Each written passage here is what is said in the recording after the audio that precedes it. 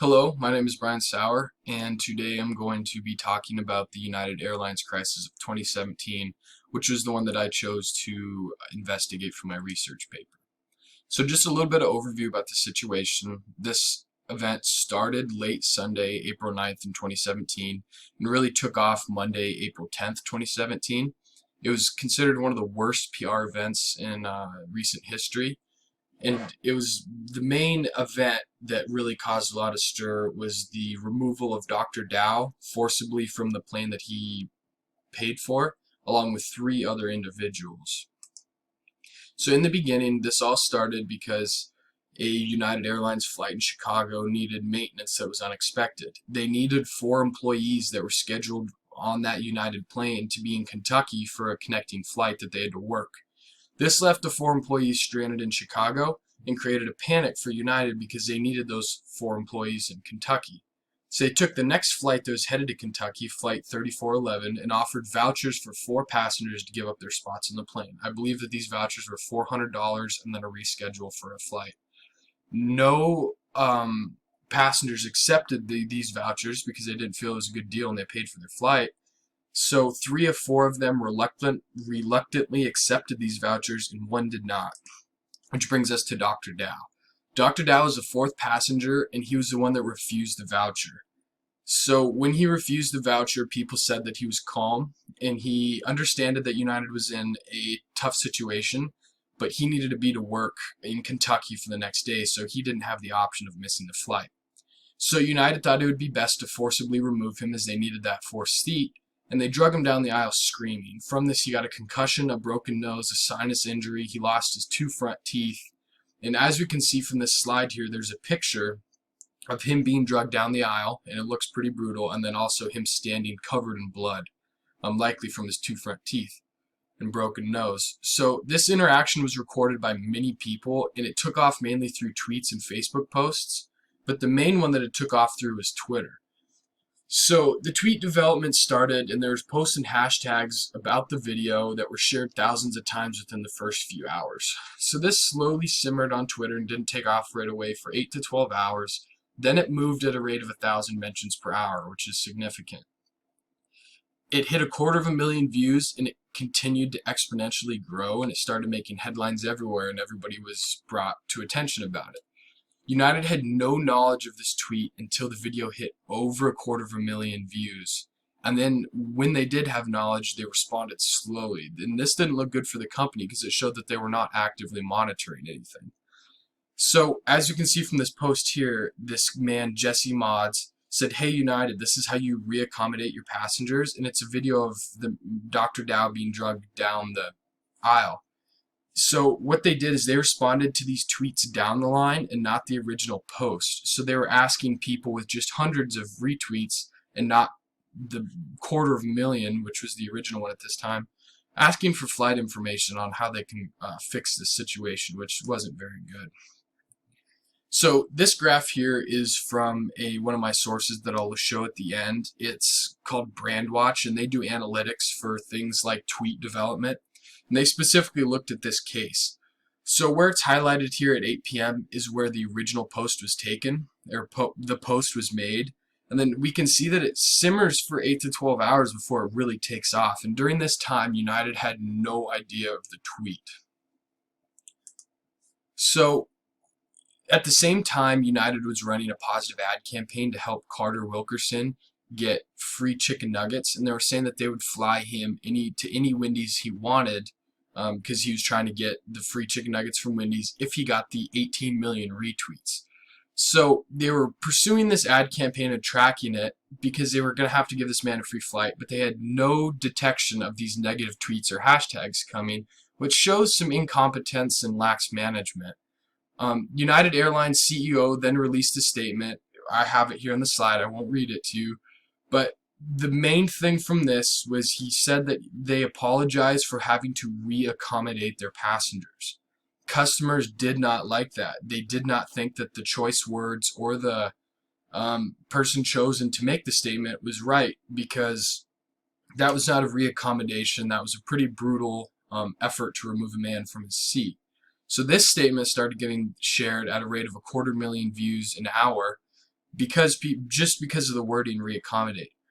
In the following days and weeks, they released multiple additional statements clarifying this and expressed how angry they are in the company with how this situation was handled and how they are committed to their customers' experience.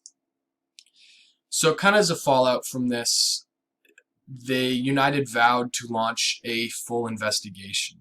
The CEO, Oscar Munoz, appeared on ABC News with a public apology, trying to address this issue and get out in front of it, which at this point was a little too late. They changed their overbooking policy to prevent this from ever happening again. The CEO met with stakeholders to talk about the financial fallouts and the condition of the firm. And he was also quoted as posting, saying it's never too late to do the right thing, acknowledging that he was already behind the train. The CEO, Oscar Munoz, ended up losing his promotion to chairman of the board because of this event, and Dr. Dow received a large settlement that was to remain undisclosed.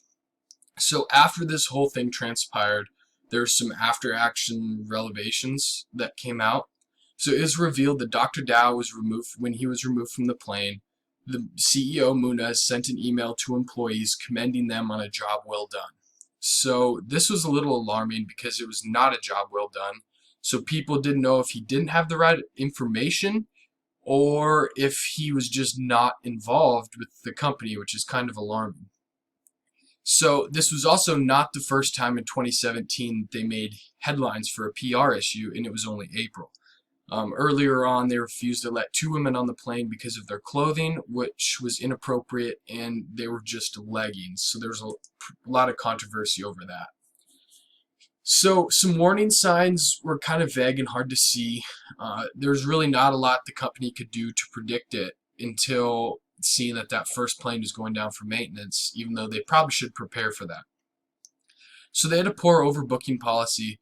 The poor policy shows inattention to detail and standards, as that should not be a normal protocol for a plane to remove somebody, unless they're acting belligerent, which many people say he was not doing. And management was not acting in a manner that represents the values that they hold. So United has these 2 policies, we fly friendly and we fly together, which means that they're a family and everybody's comfortable and everybody has a good flight, and they did not demonstrate those values at all. There's lax management from the employees running the Twitter account, as they were actively on Twitter but didn't detect anything happening. They were always behind the curve, replying to the wrong tweets. They had no crisis detection or traffic volume signals that would show a red flag with the increased activity on the United Twitter account. And they would have had about 4 more hours if they'd actively looked for hashtags or mentions. Not even the volume, but even just doing a quick search would demonstrate this. And at the same time, they had this active ad campaign. So why the warnings were unheeded, it was hard to see, which is understandable.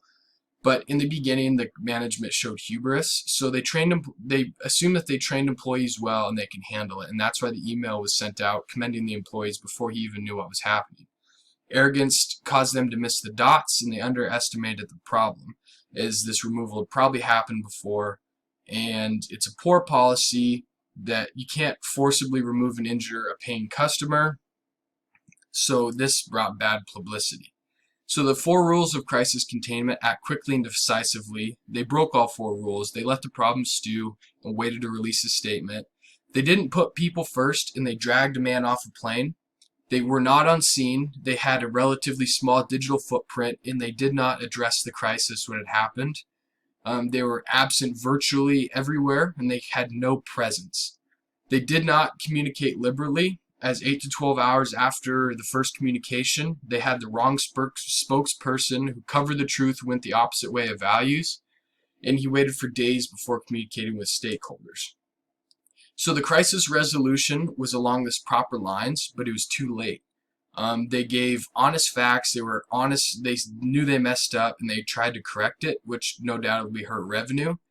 But this created major changes to show the company cares. They didn't promote Munoz, and they revised policies.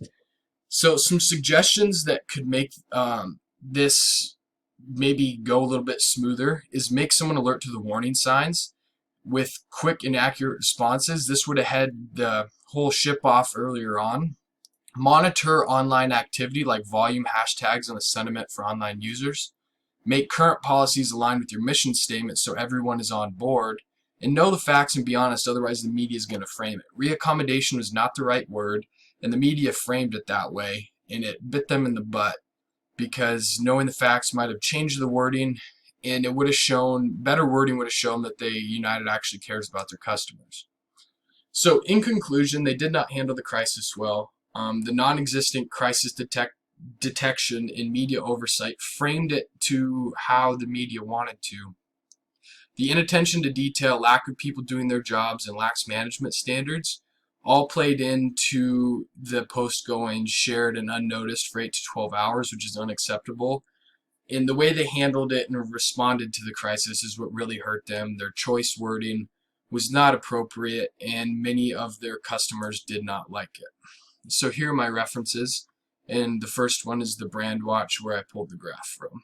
Thank you for listening.